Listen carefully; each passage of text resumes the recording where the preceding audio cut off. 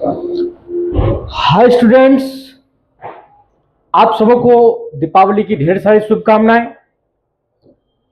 और अपने माता पिता का सेवा करते हुए, उनका ख्याल रखते हुए उनका आशीर्वाद लें, ढेर सारे आशीर्वाद लें और अपने पढ़ाई को भी अनवरत जारी रखें।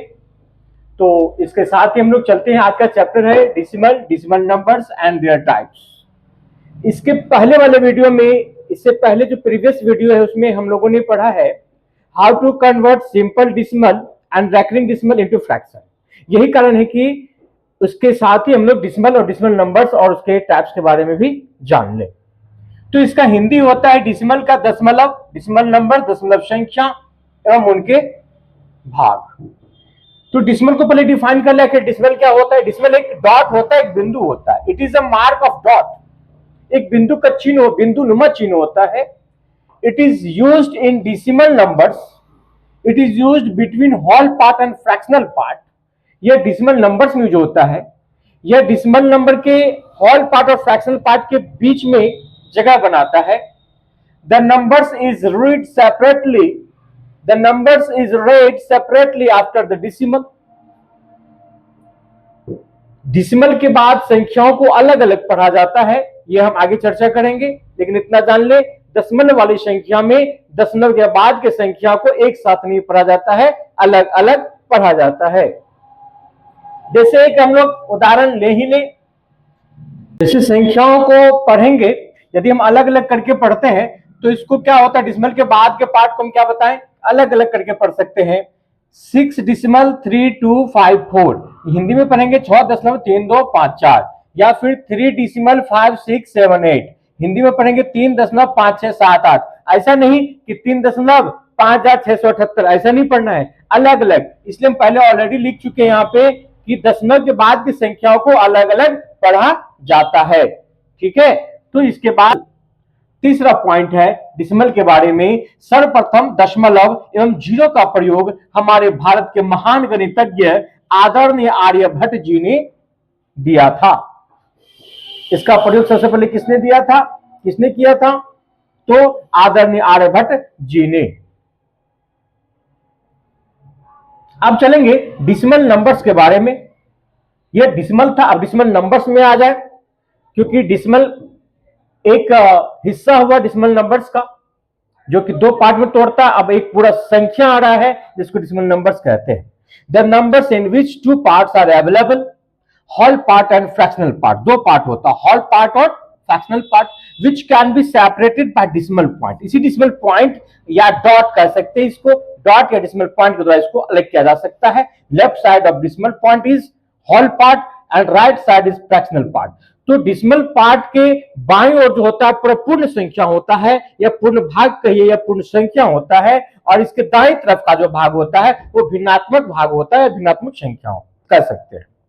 अब इसी बात को हम हिंदी में कहेंगे दशमलव संख्याएं वैसी संख्या जिसमें एक पूर्ण भाग एवं भिन्नात्मक भाग होता है, जिन्हें एक दशमलव बिंदु द्वारा अलग किया जाता है। इसके बाईं ओर की संख्या पूर्ण भाग, इसके बाईं ओर की संख्या पूर्ण भाग होती है एवं दाईं ओर की संख्या भिन्नात्मक भाग होती है।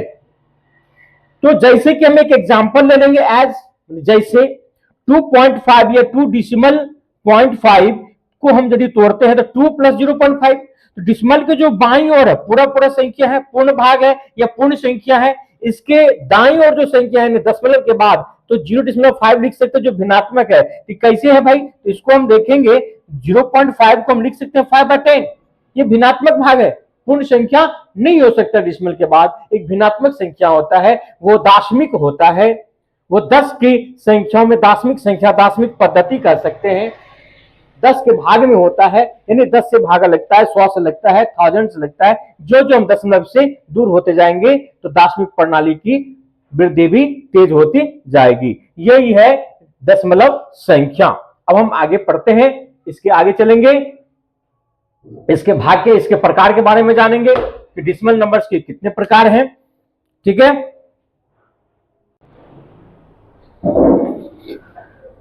तो अब हम पढ़ेंगे decimal numbers are mainly of two types, यानी डिसिमल नंबर मुख्य रूप से दो प्रकार के होते हैं। तो डिसिमल नंबर को बाय डायग्राम हम दिखा रहे हैं, डायग्राम के द्वारा। तो एक टर्मिनेटिंग डिसिमल होगा, दूसरा नॉन टर्मिनेटिंग डिसिमल होगा। इसको हिंदी में कहेंगे शांत, दंत सो लगेगा इन हिंदी में, दंत सो आकर अनुस्वार तो, शांत दशमलव या अवसानी दशमलव, शांत दशमलव या अवसानी दशमलव। और नॉन टर्मिनेटिंग का होता अशांत दशमलव या अनवसानी दशमलव, अवसानी का उल्टा अनवसानी यानी अशांत। तो ये चीज हो गया, ठीक है। तो अब दूसरा, अब इसका पार्ट, ये तो दो मुख्य रूप से दो पार्ट हो गया, डिसिमल नंबर्स का दो पार्ट। लेकिन अब नॉन टर्मिनेटिंग डिसिमल का फिर दो पार्ट, क्या क्या? तो non terminating recurring decimal. Non terminating तो होगा, नॉन टर्मिनेटिंग तो होगा लेकिन रेकरिंग होगा। दूसरा पार्ट है नॉन टर्मिनेटिंग नॉन रेकरिंग। ये कहता है कि नॉन टर्मिनेटिंग भी है और नॉन रेकरिंग भी है, नॉन टर्मिनेटिंग भी है और नॉन रेकरिंग भी है। यानी रेकरिंग मतलब आवर्त, नॉन रेकरिंग अनावर्त, यानी जो आवर्त नहीं बनाए। तो अब इसका हिंदी देख ले, नॉन टर्मिनेटिंग रेकरिंग डिसिमल का अशांत बोल सकते हैं या अनवसानी बोल सकते हैं, साथ में लगाएंगे आवर्ती दशमलव। अशांत आवर्ती दशमलव कह सकते हैं या अनवसानी आवर्ती दशमलव कह सकते हैं। ये संख्याएं परिमेय होते हैं, ये भी शांत दशमलव भी परिमेय होते हैं, ये भी परिमेय होते हैं। लेकिन यदि हम बात करें नॉन टर्मिनेटिंग नॉन रेकरिंग का, तो ये जिद्दी संख्या है, ये एक अनवरत संख्या है। ये संख्या रुकती नहीं है, ये अनवरत चलते जाएगी अनंत समय के लिए। इसका नाम इसीलिए पड़ गया अनावर्ती, जिसमें कोई आवर्त नहीं हो, कोई एक आवर्त बना के नहीं चले। यही कारण है कि ये इरेशनल है, अपरिमेय है। जैसे कि √2 इक्वल टू 1.4142135 और अल्टरनेट संख्या इसी तरह से आते चले जाएगी। तो इसको हिंदी में कहते हैं अशांत या अनवसानी अनावर्ती दशमलव। दो तरह से कर सकते हैं, अशांत अनावर्ती दशमलव या अनवसानी अनावर्ती दशमलव। इस दोनों में से कोई आप एक यूज कर सकते हैं, या अशांत या अनावसानी। इसका हिंदी ये, इसका हिंदी तो बता ही दिए, इसका बता दिए। तो यानी कि ये दोनों हो गया रेशनल में आएगा, इस दोनों को हम रेशनल फॉर्म में रख सकते हैं, टर्मिनेटिंग डिसिमल को, नॉन टर्मिनेटिंग रेकरिंग डिसिमल को। लेकिन जो नॉन टर्मिनेटिंग हो, नॉन रेकरिंग हो, वो किसी का नहीं सुनने वाला, वो अपरिमित इनफाइनाइट रूप से, अनवरत रूप से, मतलब अनावर्ती रूप से, कोई आवर्त भी नहीं बनता है और हमेशा के लिए चलते जाए। अशांत तो ये भी है, अशांत ये भी है, लेकिन दोनों में अंतर, ये एक आवर्त बनाता है, 3 का आवर्त है, 3 आया, 2 आएगा डिसिमल के बाद। लेकिन इसमें ऐसा कुछ नहीं है, ये कोई आवर्त नहीं है, ये भी अशांत है।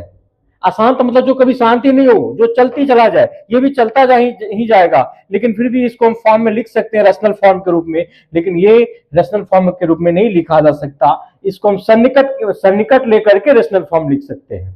लेकिन यदि इसका अपना शुद्ध मान होगा, तो शुद्ध मान इसका अपरिमित होगा और अनावर्ती होगा।